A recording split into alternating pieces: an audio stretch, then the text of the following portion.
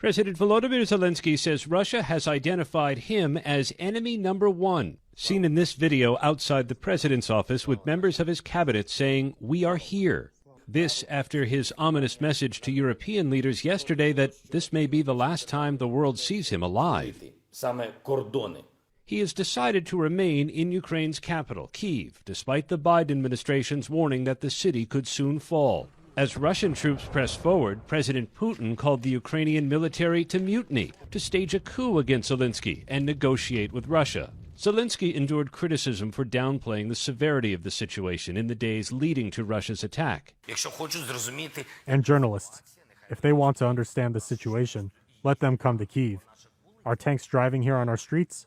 No. But reading the media, it feels like this. If you're not here, then you feel like this. Now, many are wondering if the 44-year-old president can carry Ukraine through this crisis.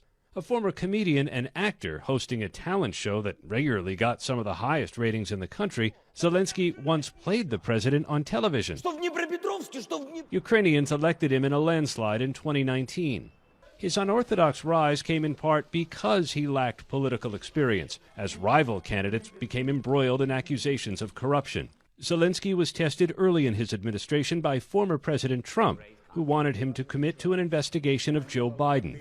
He held firm then and now remains defiant as his capital is encircled by Russian troops. Today, Zelenskyy leads a nation entrenched in war, forced to declare martial law. He has ordered a general military mobilization, banning Ukrainian men between the ages of 18 to 60 from leaving the country and promising weapons to anyone who wants them. Ukraine's neighbors are bracing for the millions of migrants that are expected at their borders.